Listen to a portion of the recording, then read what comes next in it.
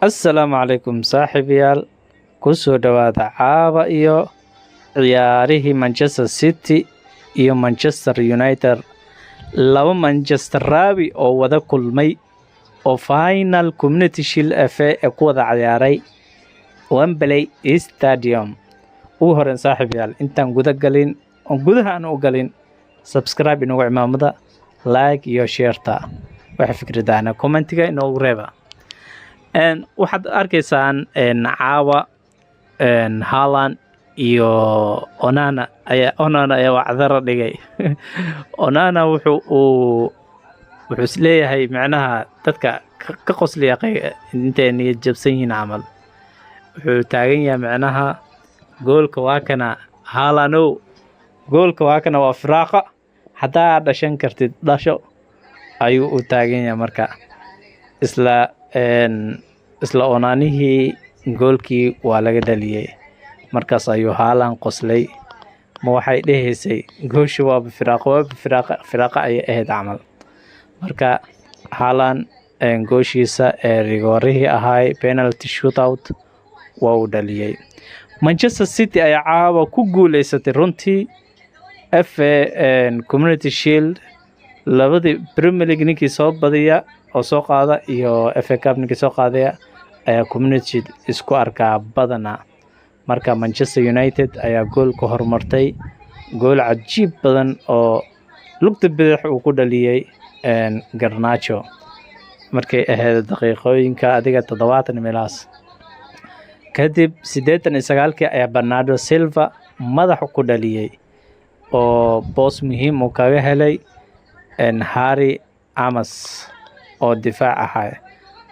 Marka Manchester City way ku guuleysatay.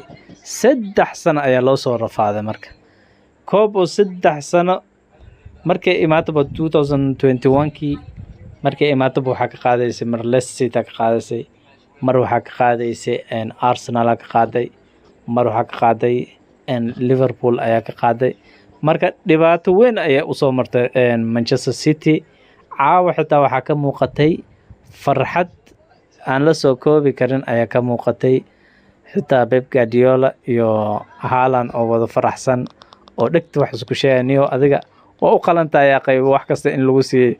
waa u qalqalsanaa Haaland in macnaha uu ku sii haayo Itixaad ayuu doonaya. Marka Pep Guardiola walow sanadkan sanad ciriiri badan ee u noqoni doonto Manchester City haddii ganaaxyadii rumoowaan aysan ka badbaadin, waxaa weeyaan big problem ayay ku jirtaa. Markaas Manchester City waxaan leenahay hambalyo ayay leenahay, way u qalantay. waayo laga soo bilaabo bilowgii ciyaarta ilaa laga gaara 89kii Manchester City way rafaaday oo macnaha dhigeed ay ku rafaaday wayna qaaday. marka la iskama indhatiri karo Manchester United marada xoogoo yar ee ka dhacday, laakiin iyadana ciyaar fiican ayay soo bandhigtay, ciyaar aad iyo aad u qurux badan. walow Marcus Rashford uu gool birta u garaacay, xitaa Manchester City birta ayay garaacday. marka saas ay Manchester City ku guuleysatay koobka Community Shield 3 sano kadib ayay ku guuleysatay. intaasaan ugu baxaynaa dhanka kale.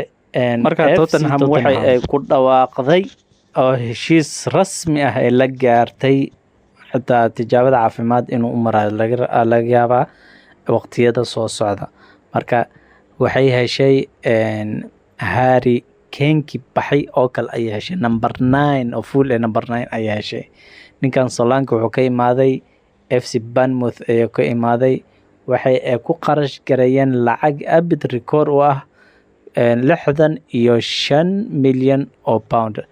marka Solanke waa number 9 buu khatar ah. waa FC Bournemouth ayuu ciyaarjay, xitaa Liverpool waa uu ciyaari jiray. marka Solanke waa number 9 full ah ee Tottenham hadda ka tirsan, maadaama ay la soo wareegeen. marka wuxuu u buuxini doonaa sida ay ka muuqata ninkan iyo kooxdaba Harry Kane wayna ay ku kalsoon yihiin ciyaartooygan.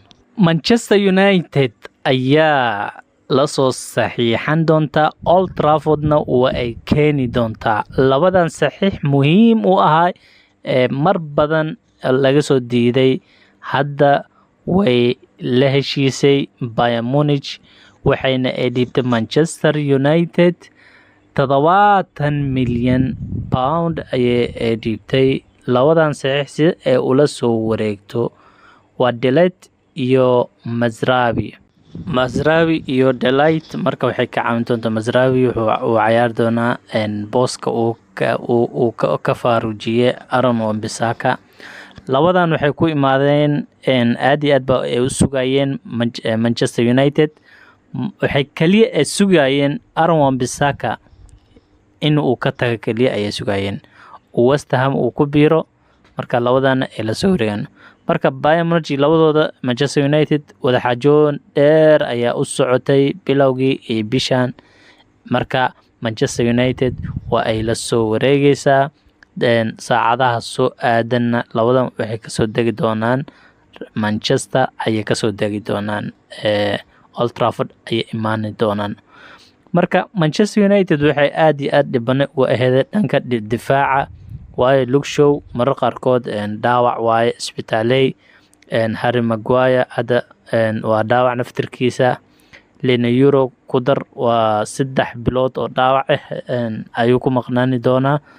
Marka Manchester United daafacay ever ka tahay Kumtakum waa marka labadaas marka Lena Euro haduu soo kaco iyo maxay Delight inay isqabtaana waa laga yaabaa oo macna shax muhiim ee u ciyaaran Manchester United. Haddii Manchester United la soo wareegaan Old Trafford ee keenan shaxdooda sida isku bedeli doontaa waa sidan. Onana oo goalkeeper noqon doona. Shaw oo isagana ciyaar doona dhanka bidixda. Martinez iyo Delight oo isagana 4-5 ay wada ciyaar doonaan iyo Mazraoui oo dhanka midig ka ciyaari doona. Dalot walow lagu bedeli doono. Dhanka kale Manchester United ayaa doonaysa midfield dhaxda inay iska xijiso ee iska adkayso oo la xiriirinayo Sandbach oo ka tirsan FC Burnley oo Burnley relegation ay aaday dhanka Serie B ay aaday. Waxa marka dhaxda inay iska xoojiso laga yaabaa Sandbachna uu imaado. Hadda labadan waa diyaar Delight iyo Mazraoui. Marka mid kale dhaxda xoojiya central midfield ay doonaysa in Maino iyo Sandbach haduu imaado oo labadooda iska garab ciyaaraan. Walo Manchester United ee ka daba ordaysay maxaa la jiray kan u gaartay oo u PSG laakiin dalabkaas ee dhada aniga lacagtaas farad badan ma dhiibay. Horaan ayaa u sheegtay Manchester United in lacag yar ku rabto sida haddii oo macnaha ciyaartooy ay la soo saxiixanayaan lacag yar in ay ku soo qaataan. Dhan kale Zexi iyo Garnacho iyo Rashford. Dhan kale Manchester United ugu dambeyn way fasaxday ninkan Aaron Wan-Bissaka muddada dheer u joogay Crystal Palace uu ka imaaday way fasaxday. West Ham ayayna ku wareejisay. West Hamna waxay la soo saxiixatay ninkii Manchester United maxaa la jiran ka daba ordaysay Todibo oo ka tirsanaaye kooxda Nice. Manchester United iyo Nice ninka leh waa hal waay marka share baa ka dhaxeeya. Marka FA ayaa ka qabatay macnaha ganaxay saar lahayn haddii ay la soo wareegi lahayn waxay dhaheen laba koox macnaha iskuma bedelan karaan ciyaartooy. Marka Todibo ay u wareegay West Ham.